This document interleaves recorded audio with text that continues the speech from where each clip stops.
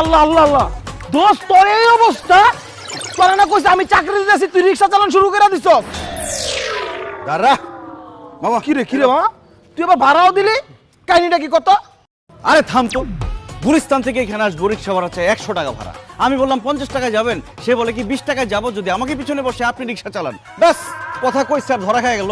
পিছনে বসে আমি নিয়ে আসলাম, 100 টাকার ভাড়া 20 টাকা দিয়ে আসলাম। কেমন হলো ব্যাপারটা? তোর কিপটা আমি অভ্যাসটা গেল না? ছোটবেলার মতো এখনো কিপটা রয়ে গেলি? এই বেটা কিসের কিপটা? আমি হইলাম মিতব্যয়ী। যাই হোক, আমি কিন্তু এখানে বেকার থাকতে আসি নাই। আমার মাথায় প্রচুর বুদ্ধি। আমার জন্য কাজ কামের কি ব্যবস্থা করছো সেটা কো। হ্যাঁ, ওই খান সাহেবের ফ্যাক্টরিতে তোর লেগে একটা চাকরির ব্যবস্থা করছি। বাহ, বেতন কত? 5,000 টাকা। হাট বেটা, এই 5,000 টাকা বেতনে চাকরি করার জন্য আমি ঢাকা শহরে আইছি? আমি আইছি ঢাকা শহরে শর্টকাটে বড়লোক হইতে। এই 5,000 টাকা বেতনে চাকরি করলে আমি তো 5 জন্মে বড়লোক হইতে পারবো না। আচ্ছা, তুই কই কাজ করস? খান সাহেবের ফ্যাক্টরিতে। তোদের এই মহল্লায় সবচেয়ে বড়লোক কে? খান সাহেব। আরে বেটা, তার এই মহল্লায় 20-25টা বাড়ি আছে, আর গাড়ি তো 40-50টা আছে। প্রতিদিন মানে এক এক দিন এক একটা গাড়ি লয়ে বের হয়। আর বেটা ব্যাংকে কত টাকা আছে এর তো কোনো হিসাবই নাই। আচ্ছা, খান সাহেবের কি কোনো অবিবাহিতা মাইয়া আছে? অবশ্যই আছে, যেমন দেখতে সুন্দর তেমন লম্বা। আরে বেটা পুরীর মতো সুন্দর, আর তার নাম কি জানো? মারিয়া।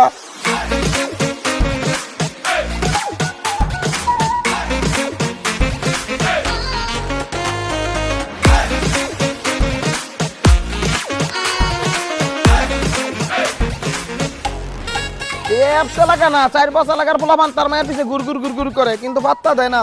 এই মেয়েরে যে বিয়ে করবো সে হবে খান সাহেবের সমস্ত সম্পত্তির মালিক। বাস, সিদ্ধান্ত ফাইনাল। কি সিদ্ধান্ত? আমি হব সেই পরীর মতো মেয়ের স্বামী।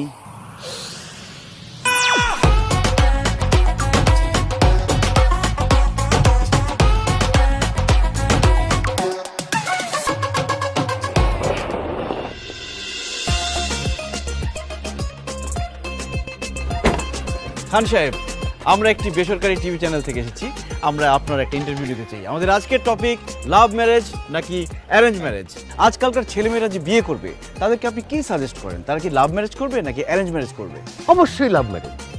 এখনকার যুগের ছেলেমেয়েরা নিজেদের ভিতরে জানাশোনা করে, বোঝাপড়া করে, লাভ ম্যারেজ করে বিয়ে করা উচিত। তাহলে সংসারটা সুখের হবে।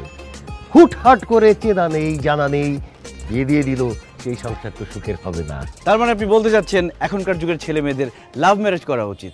একবার না, শতবার বলছি, এখনকার যুগের ছেলে মেয়েদের অবশ্যই লাভ ম্যারেজ করা উচিত। থ্যাংক ইউ সো মাচ খান সাহেব। আপনি